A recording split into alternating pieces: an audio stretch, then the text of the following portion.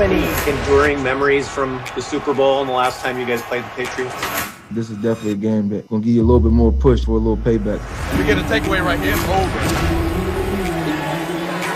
I don't play this game for statistic benefit. I play this game to win. Find a way now. Find a way. That's it. That's it. It's old school football. It's going to be a hard-fought game, strong-fought game. We got to dig our feet in the ground and get ready for a battle. Let's go.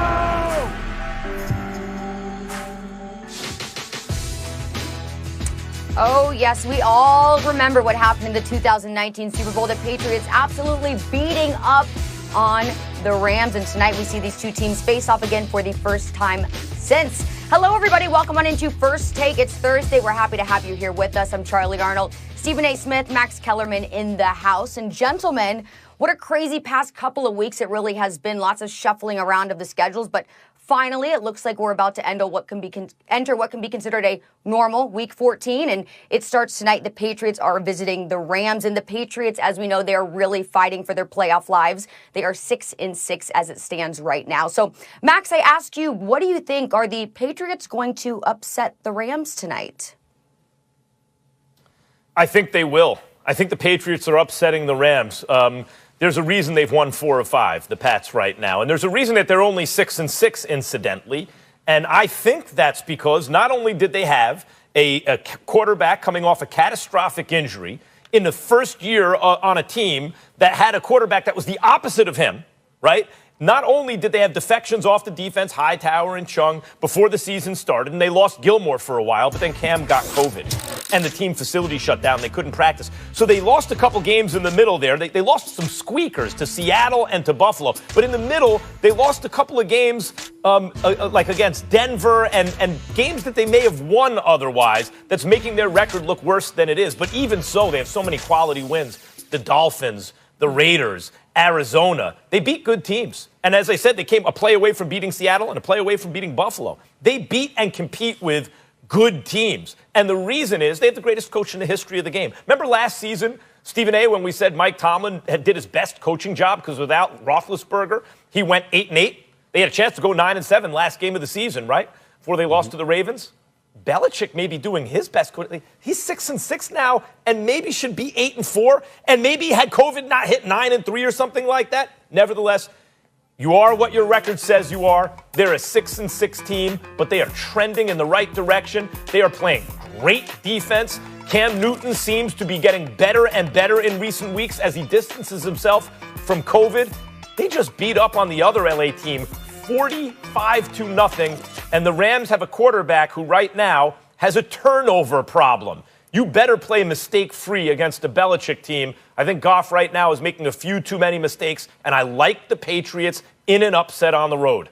Max, I absolutely disagree with you. I think you're wrong about this. I understand that the Patriots are trending in the right direction, but I like what I've seen from the Rams. The Rams in the last 4 weeks have beaten Seattle, Tampa, and Arizona. The one game that they lost to the San Francisco 49ers, that was because Deebo Samuels looked like the second coming of Jerry Rice with 11 receptions for 133 yards. With the exception of that, the Rams would be on a 4-game winning streak. So I look at it from that perspective, and I don't see anybody on the New England Patriots that can do that kind of damage. I will remind you that the Patriots won the game last week primarily because the Los Angeles Chargers are just pathetic right now. I think Anthony Lynn is going to get himself fired.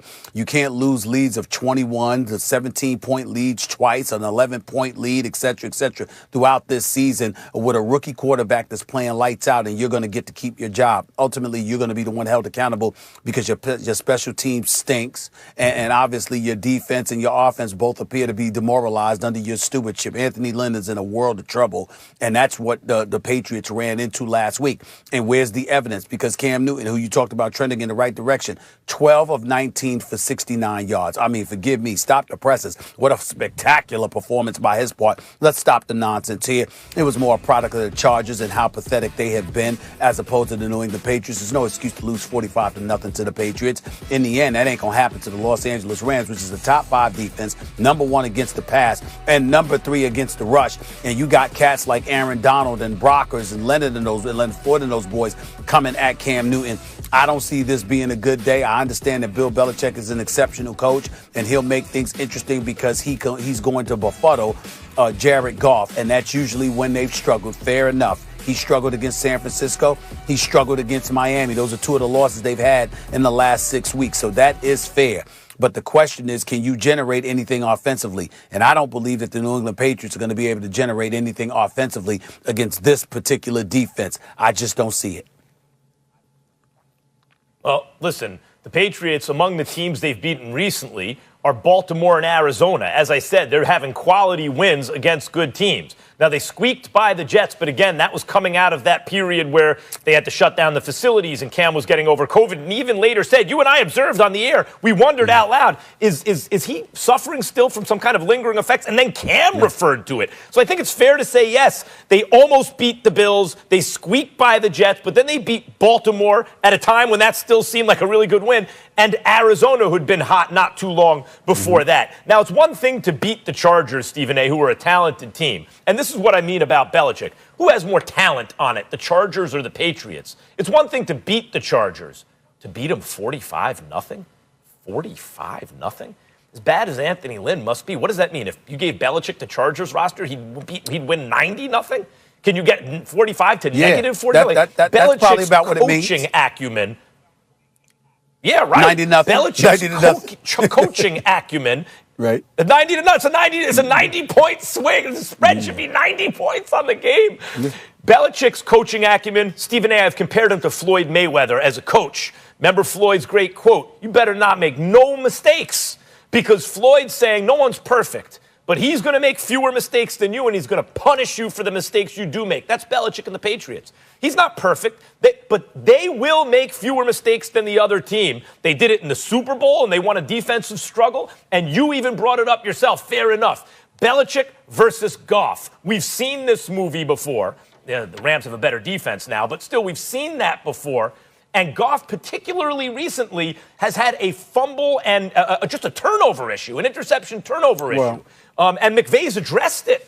He's at bad news going into a game with the Patriots. The Rams have a better defense, but the Patriots have a considerably worse offense. They're bereft of weapons. Let's call it what it is. They don't have any passing attack worth speaking of.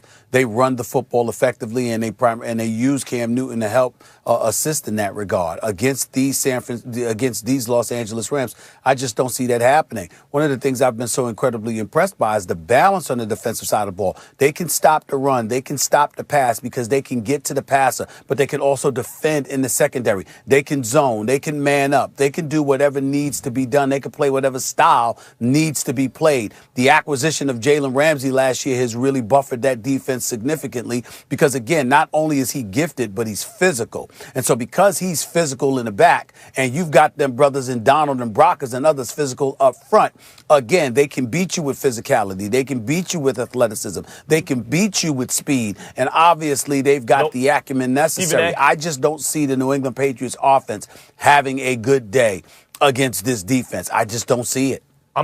Real quick, what the Patriots have now, what you identified is actually a strength of the Patriots. What they didn't have early was an identity, really. What kind of team are they going to be with Cam Newton instead of Tom Brady, especially coming off an injury? So different, right?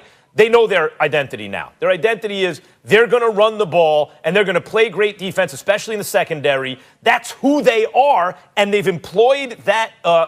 They've deployed those weapons successfully. They've done that strategy, executed it successfully. They are an ascending team. No one's trying to play the Patriots right now. One more thing, Max. Jared Goff has completed better than 72% of his passes 3 of the last 4 games. And they've won those 3 games. So when you talk about, he's playing, he's not playing that great, I would beg to differ. He's ascending. No, he's completing passes, but he's also turning the ball over in the recent past. Okay. He's got 4 interceptions. All right. Well, we talk about the defense of the Patriots. They have only allowed 300 yards of offense in the last 2 games. They'll need to keep that up.